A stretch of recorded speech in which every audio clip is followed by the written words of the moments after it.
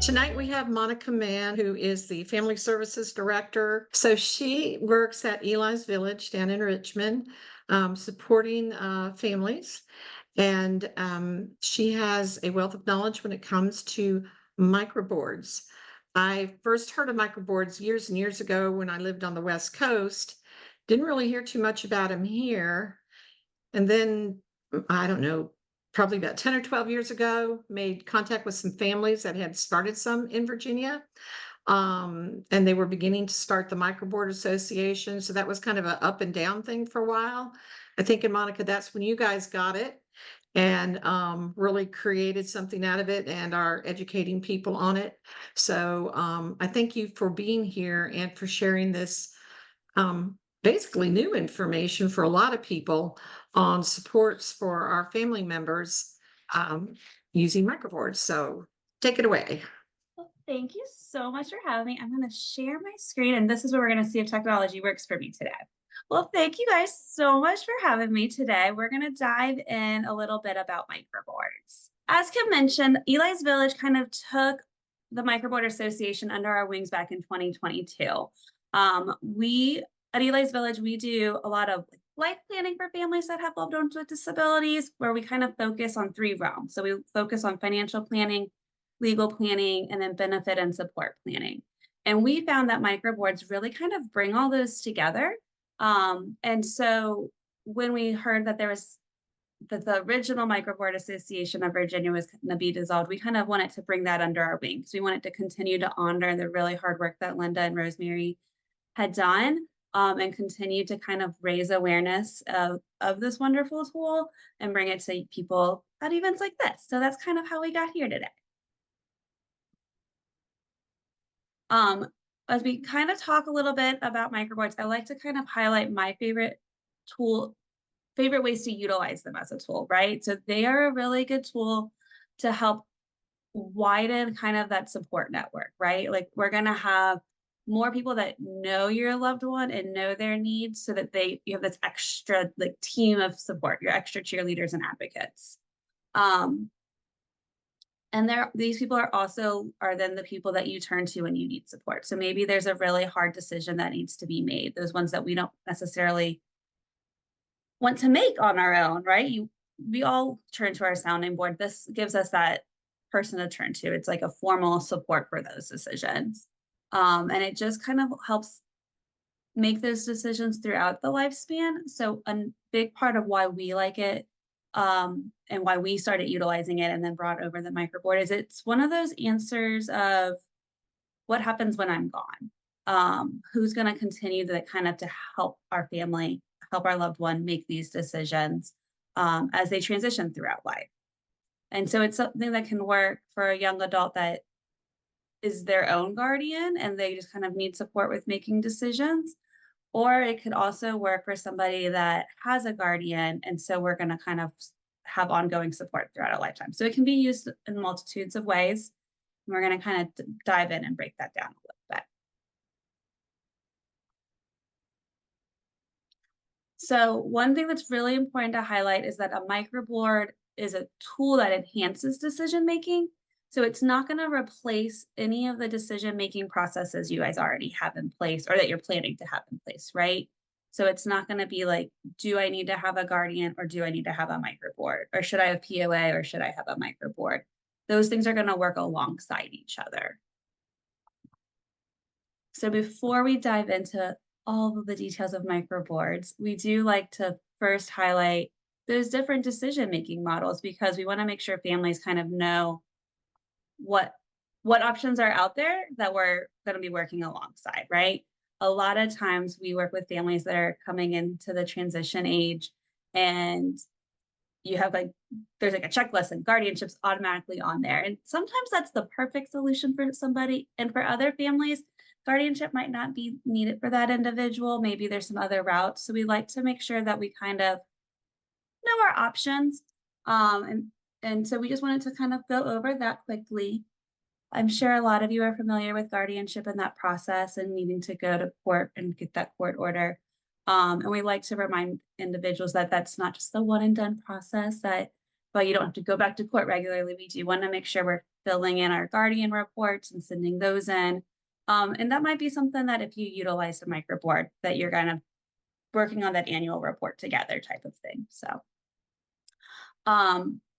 some other more commonly known supported decision-making options are your advanced medical directives and your power of attorneys.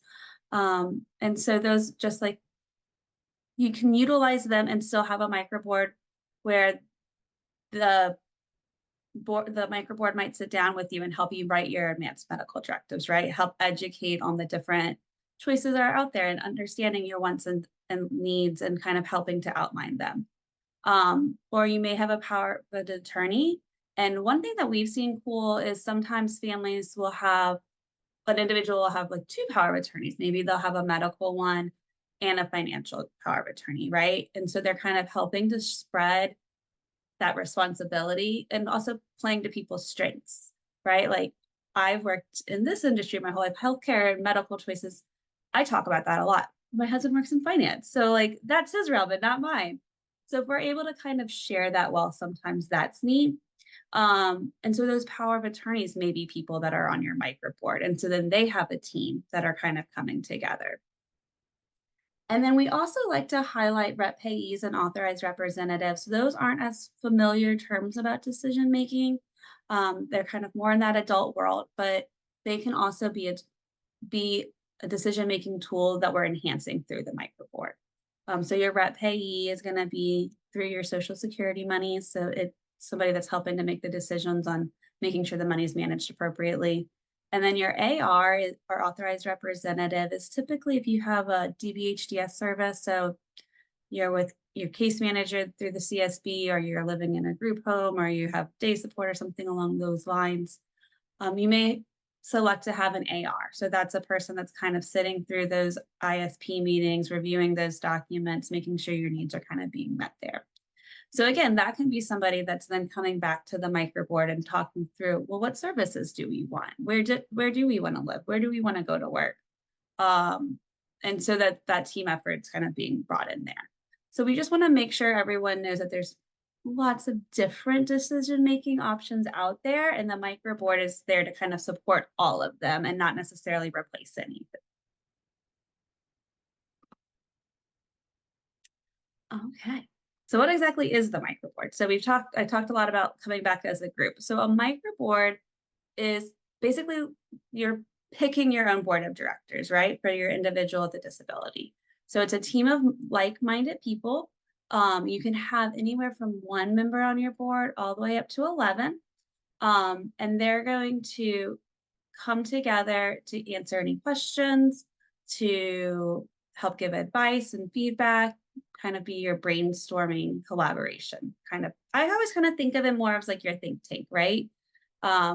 You might come together and just touch base once a year and see how things are going, or maybe there's a crisis and you're coming together a bunch and talking through how best to support. And this is also like options that you could use, like some networking and bring in new supports to the team. And so it's really a good sounding board type of tool. As I mentioned, microboards can be used a couple different ways. So an individual with a guardian might have a microboard, or an individual that's their own guardian. So when you're your own guardian and you're having a microboard, right, you still have all your decision-making abilities. So you get final say, but you're turning to your board and getting their feedback and suggestions on what you should do. So it helps kind of give that peace of mind that you're not in it alone. With a guardian, I think a microboard is a really cool tool because you don't have to make those decisions all on your own, right? You know that there's someone that has your back. Sometimes as mom, like if you're the guardian, your mom, sometimes it's hard to let our babies go and like do things on their own or make tough decisions. And we want to kind of have someone to have our back and talk through those things.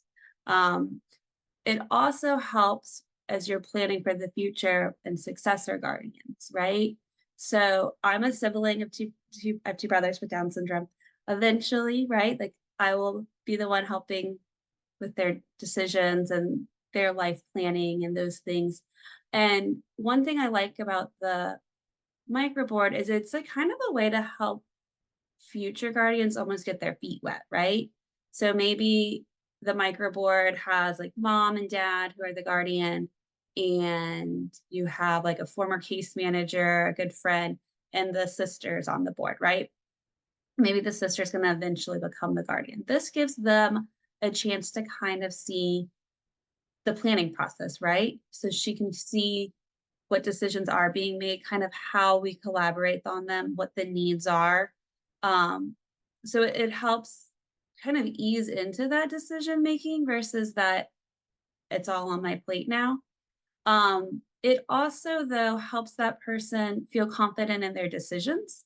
So instead of just now you're taking over that decision making as the new guardian. Now you know that you have a team of people that have your back and they're going to help you in making those decisions. To kind of give that peace of mind of, am I making decisions in the person's best interest? So it goes both ways. So it could be that we're enhancing the individual that's making their own choices, or we can help enhance a guardian and making both people feel really supported as they make decisions throughout the lifetime. All right, so we're gonna get down to the business of really what a microboard is. And we say that because essentially a microboard is a business. So a microboard is a nonstop corporation that is filed with the State Corporation Commission, so the SEC. So in order to start your own microboard, you would pick out a name, any name you want. It could be as simple as Jane Doe's microboard, or you can make it something silly and go with their interests. So maybe for me, I love unicorn. So maybe it's something about like Unicorn Dreams Inc. or whatever. But you want to make sure you have Inc. or corporation in your name. So you would go on the SEC website, just make sure that name isn't already taken. But so you pick your name. You're also going to want to go ahead and identify a couple board members. So sometimes people will start their board and they already have their board of directors in mind. Other times it might be that you're just starting with mom and dad, or maybe just mom and the individual. And so you want to have a couple board members, and then you're going to then develop your articles of incorporation, which that might sound overwhelming because not everyone has a business mindset. But we actually at the Microboard Association, we have templates that you can utilize. So if somebody is interested in moving forward with setting up a microboard, just give me a shout, and we can send you over those templates. Just kind of plug it in. So once you do that, you're going to submit an application to the SEC saying that you want to create this non-stock corporation with the name of the directors.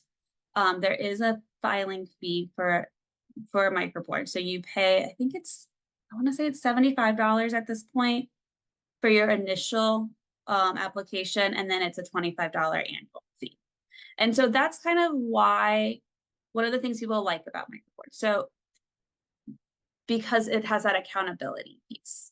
So it's not for everyone because it does have the fee associated with it. Some people prefer to go the route of like a supported decision-making agreement or something along those lines. But for others, having that document, that fee, the follow-up from the SEC just kind of helps them feel accountable and on track. And it's like a good reminder. You get your annual report and you're like, oh yeah, we're committed to doing this thing, right? So once you hear back from the SEC that you've been approved, you're also going to submit bylaws, which will also, if anyone needs those, we can give them as well. We have templates for both that we are very happy to share. But yeah, so you put all those in place to kind of create your little, almost like a very small nonprofit that's just dedicated to supporting this individual. And then your board of directors. So like I said, you might start with just mom, dad, and the individual on the board. But for it to be really effective, you want to make sure that it's continuously growing, because a microboard is only as strong as the people on it, right?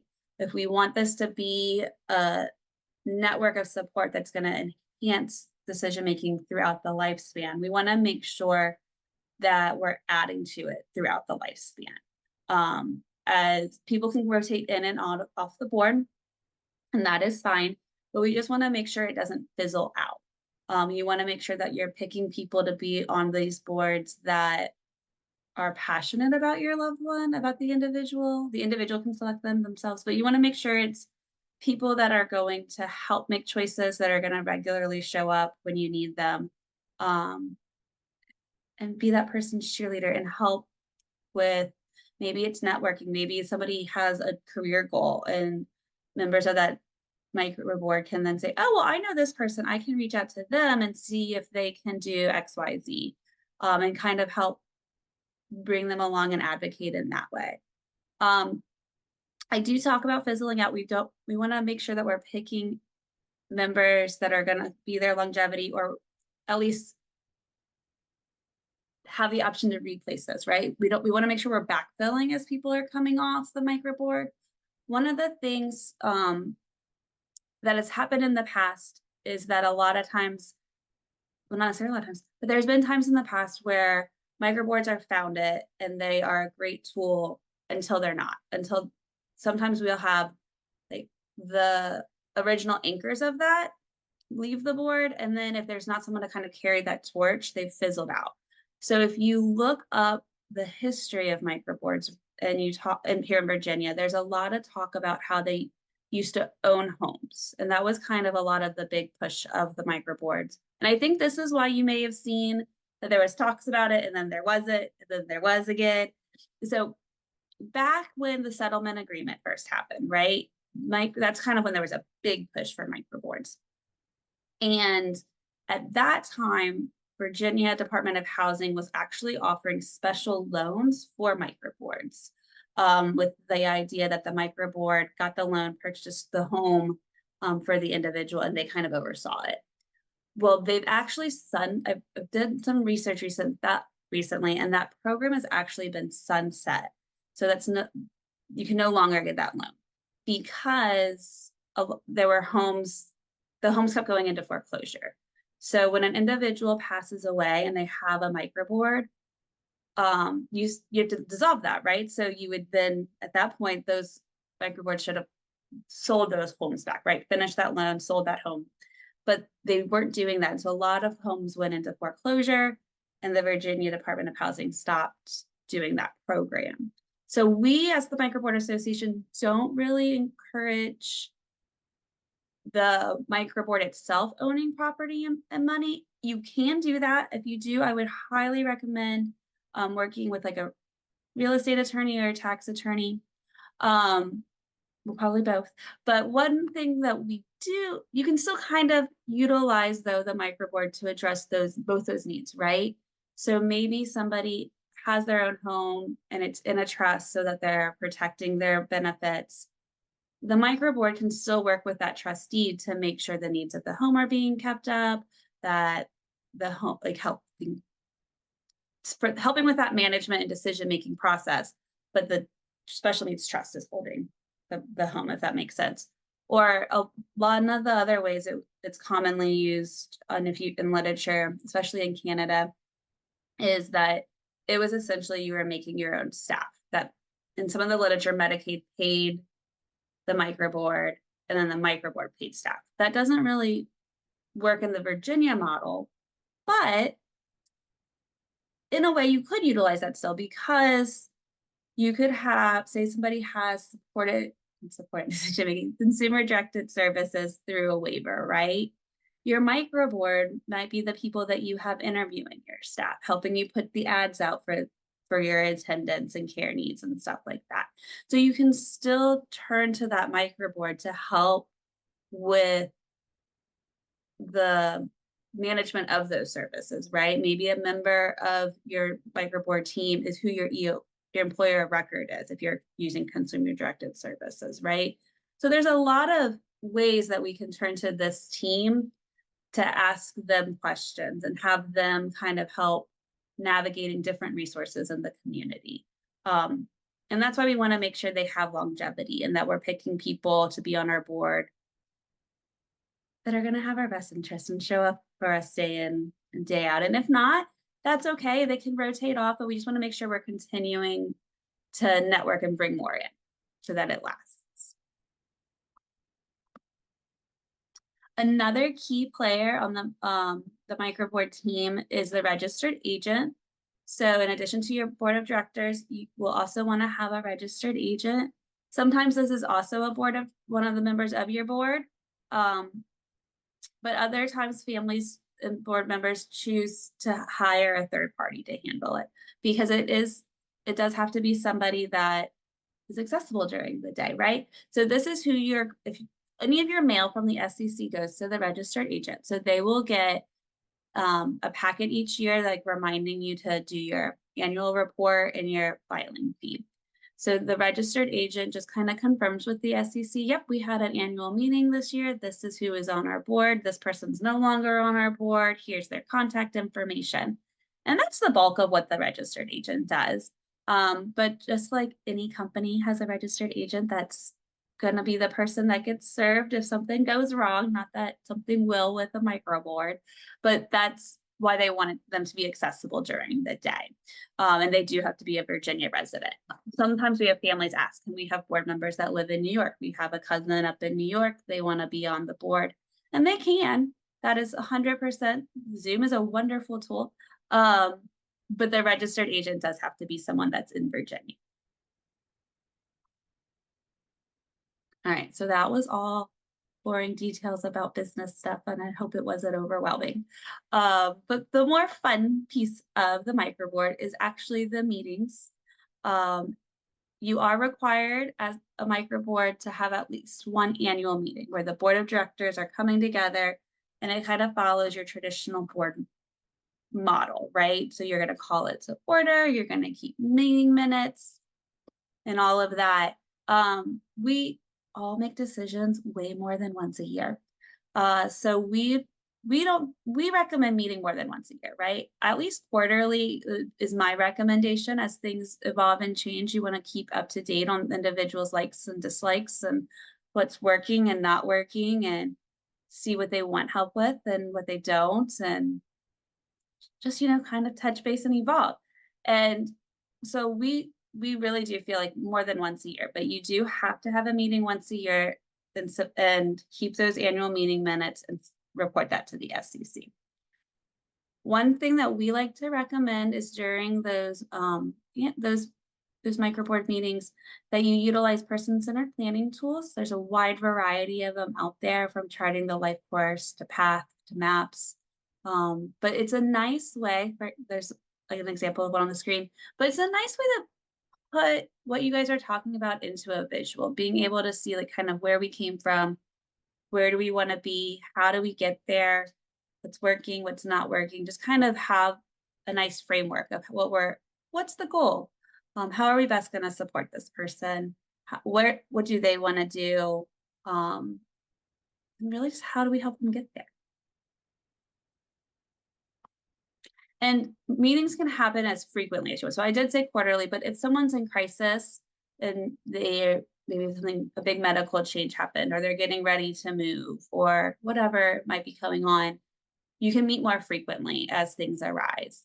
Some families like to do like if you have a waiver, like meet before the annual meeting, just to kind of make sure everyone's on the same page of what we want to talk about and ensures in that ISP for the upcoming year. And then they kind of meet afterwards too, to like decompress and talk about like what came out of that meeting and what the goals are, and make sure that they're all on the same page as they kind of monitor what's going on throughout the next year. So it's up to you guys to kind of set that cadence. Some people like it to be this very formal, let's sit down in a conference room or around a kitchen table and meet. Others, maybe we're going to go out to dinner and just kind of talk and take notes while we're out having a good time. And it's just kind of what works best for you and the family, and the individual. As long as you kind of have that annual report done and you're submitting that you've had a meeting and these are your directors, you kind of get to set your own cadence from there. And I know I talk super fast, so just kind of review again, the microboard is really there to help the individual identify new resources.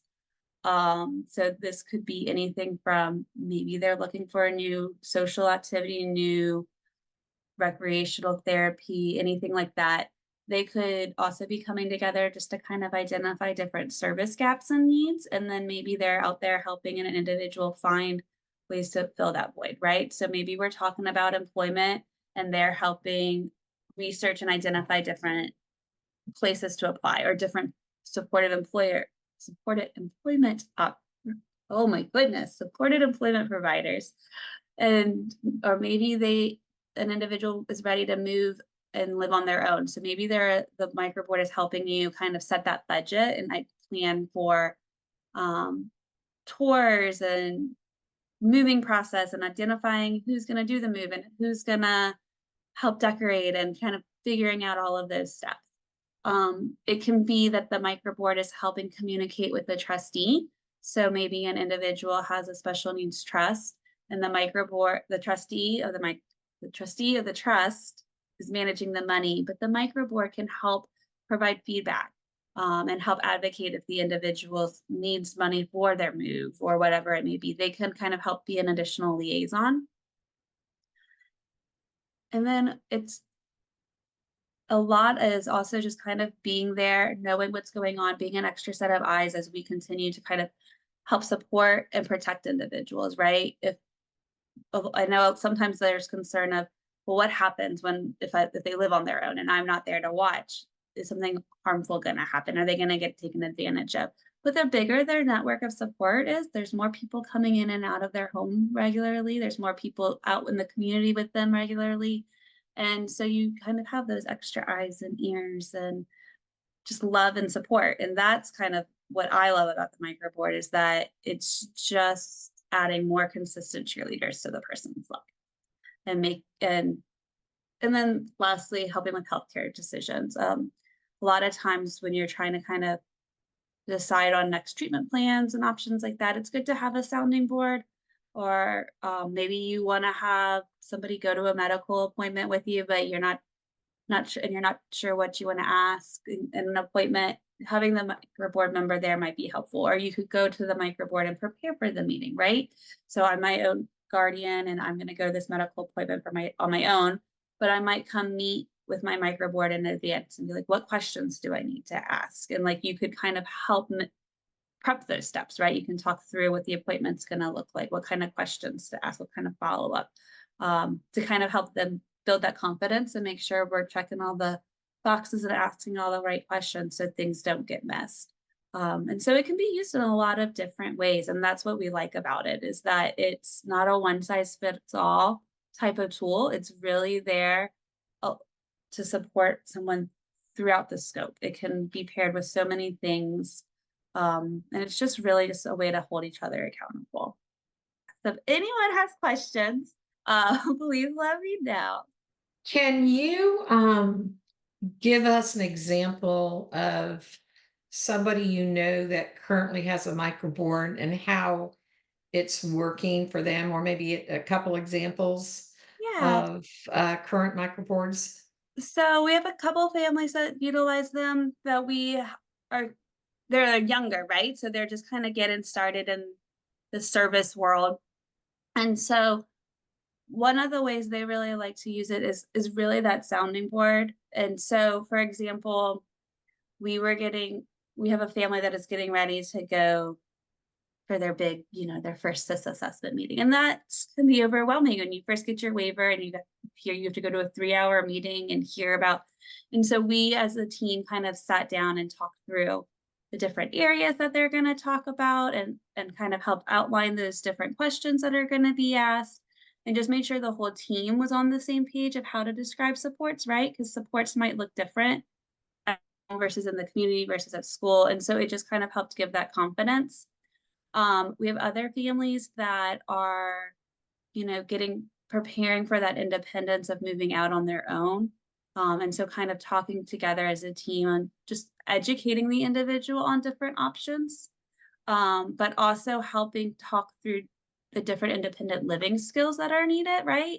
And so, you don't always necessarily want mom to be the one to tell you how to do something, and you might push back a little bit there. So other members of the board are then jumping, like tagging it, like, okay, we're going to practice this life skill together. We're going to handle this area together. And so it's almost like your own little educational support in a non-classroom environment, because you're able to kind of pick out those different things. We've also seen it work well where an individual was talking kind of through what he wanted career-wise. And you know, he was really like to be, it was something in music. I can't remember what he wanted to do, but he had some career that he wanted to have in music. I don't know if he wanted, I think he wanted to be a musician, like to actually perform on stage. But as he was talking through it, the one of the board members was like, oh, well, like one of my good friends like works at the radio station. And he's like, let me call and see if like they have any ideas. And so they were able, through like talking through the microboard and brainstorming, able to get him an opportunity where he like volunteered at the local radio station. And so he got to be engaged in music and have a role. And he may not be, you know, Taylor Swift on stage singing out a sold out stadium, but he had that meaningful employment that was connected to something that was very meaningful to him. So a lot of what we find in the microboards that's successful is just that collaboration and networking. It also is that other voice of reason,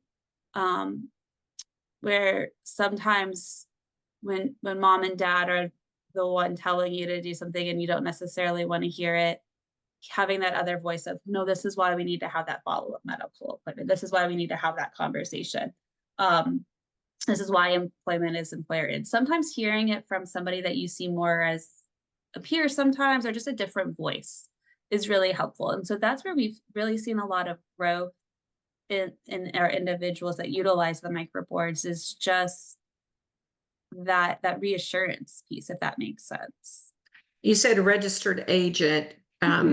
It can be a member of the microboard or somebody else. It could, I'm thinking that would maybe be the chair of the So a lot of microboard. times, like so we see it done a couple ways. So a lot of times the president, like, so you'll have, when you have your board of directors, you have your president, you have your secretary, your VP. Not everyone needs a title, but you typically would have those ones. So a lot of times the president of the microboard would be your registered agent. It does have to be one of those like title director positions. If a member that is, if it's going to be somebody else that it's not on the microboard, it does have, there's some criteria there. And it's I'm trying to think of what all it was.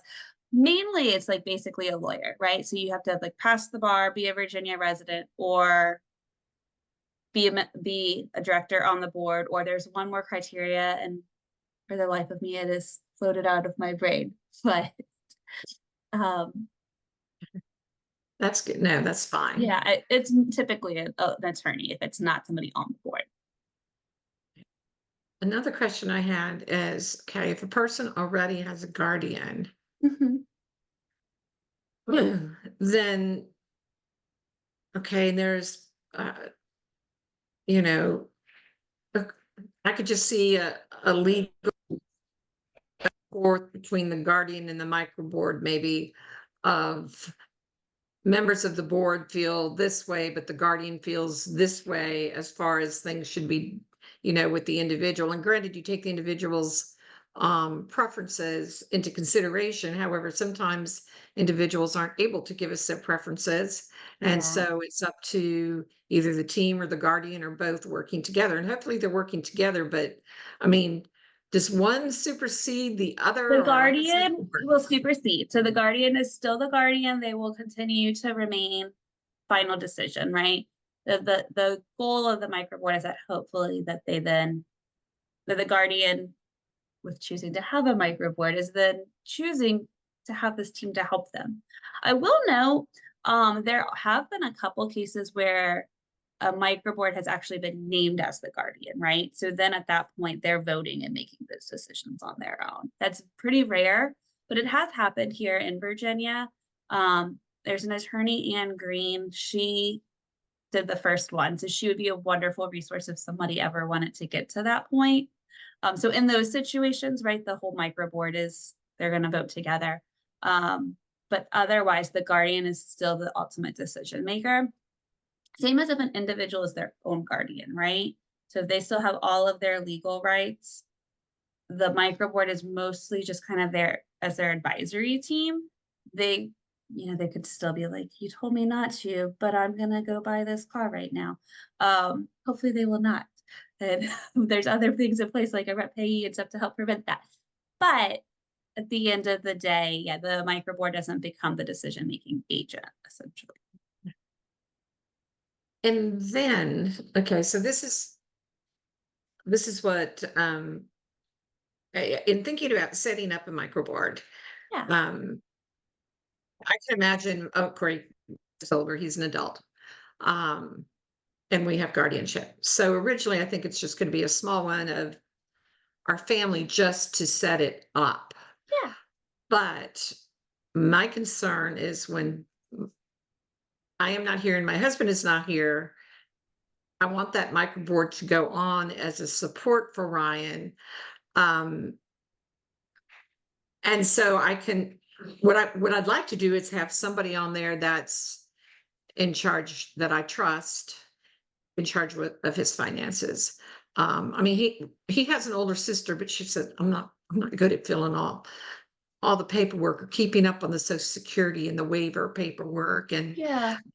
that kind of thing. So having somebody that's more organized and understand that, somebody to be the, like, keep track of his bank accounts and financial, and then somebody that, and I think this is where his sister would fit in, would be more the social and the, kind of thing, and making sure that, he has workers, and when his workers are, that they help Ryan to maintain when he goes out in public, he's clean. His apartment is picked up, that he goes to somewhere that somebody spends time with them, that Ryan knows he's loved. That kind of I mean, I'm thinking of that, but I probably wouldn't pull them in necessarily till later, till Bill and I think one Well, of us is going to to go. But I would want them on the board maybe at this point for advice and support.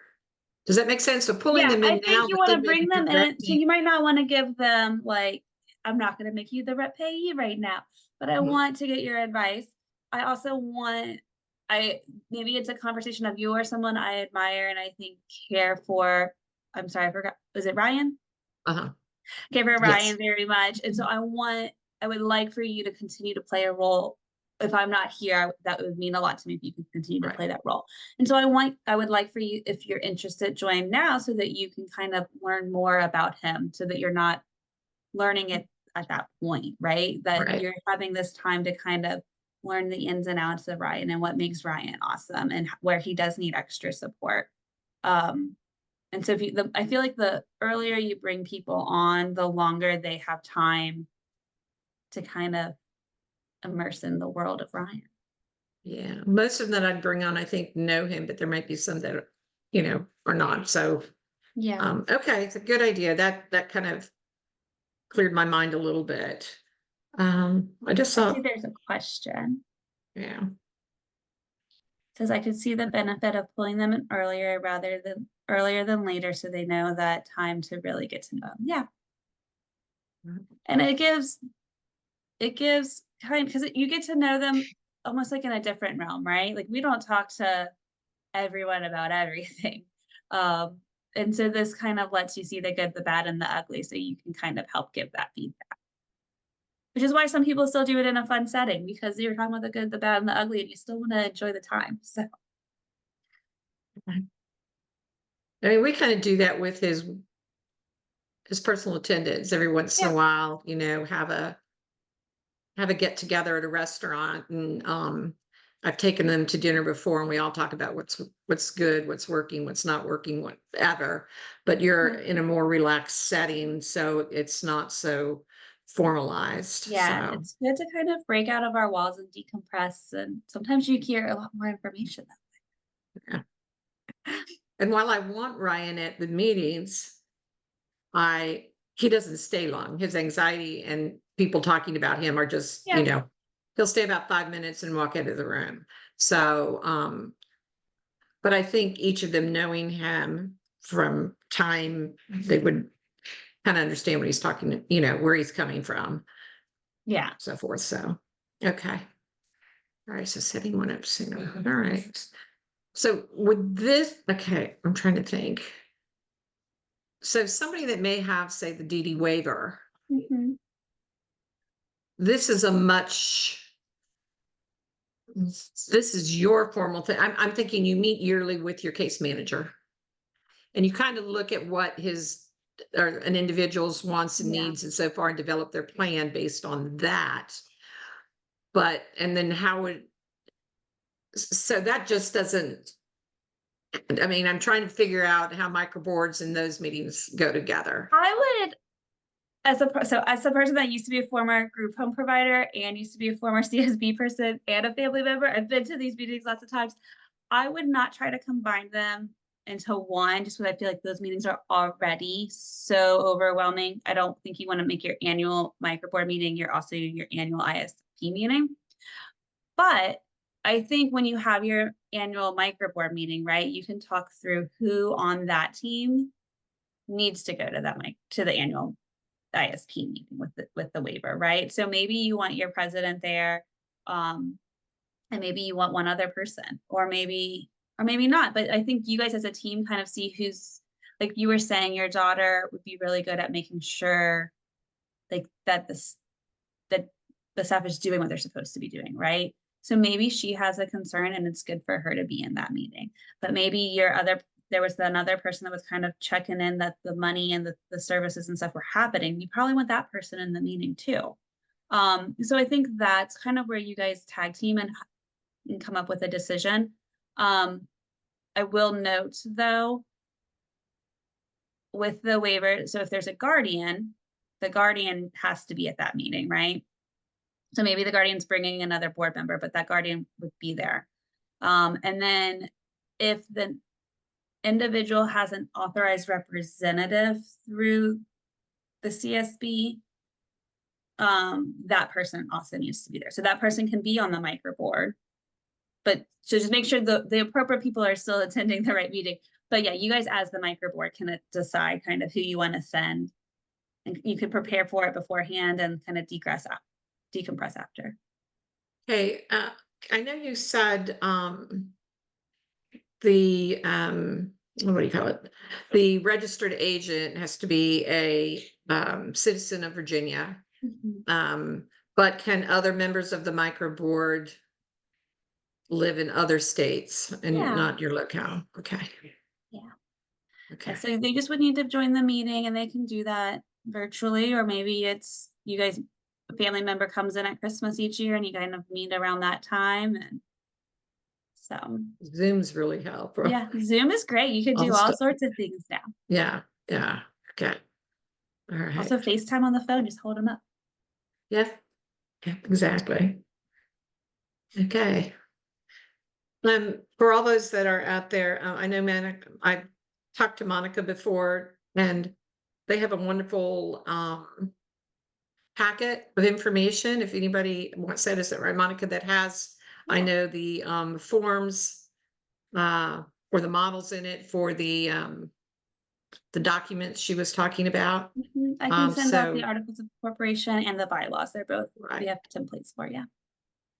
And so she would have that, but so feel free to contact her and get that or contact her for more information. So does anybody else have any more questions? Monica, when I post this video on YouTube, I'll often, I like to share resources in the description below the video. Yeah.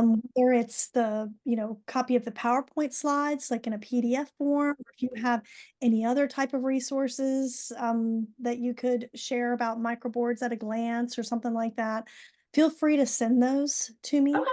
Yeah, I'll And send you an email with the PDF Perfect. of the slides, and I can actually just attach the templates. Perfect. Thank you. Thank you so much. My feeling about microboards and for us, our family is I sometimes feel like we're drowning. It's just us. We don't have family in this state, and except for my daughter. And so we need support. And there have been people through Ryan's life with us here in Virginia that have really supported him and really know Ryan. And I don't want to lose them. I don't want them to lose contact with Ryan. And I feel like almost like them being together in a group, caring about Ryan is almost our lifeline to us drowning. Do you know what I mean? It Yeah. just gives me a little more secure feeling that there's going to be people here caring for him once we're not here. And Does I that make feel sense? like that totally makes sense. And I think it, like when you said having those people then come as a group, right? Like they may not know each other already, but then when you add them together as the group, it's almost like that group chat chain starts, right? And then there's the, oh, did you see this with Ryan? Did you see this? And it kind of helps create that culture of Team Ryan, which I think is awesome. Yeah. Hey, that was great. Thank you so much, Monica, for your Thank you time guys. It and was for the great being here. information. Yeah, I'm looking forward to getting going on this. So I'll be in touch with you. Perfect. Thank All you, right, well, Monica. y'all have a wonderful evening.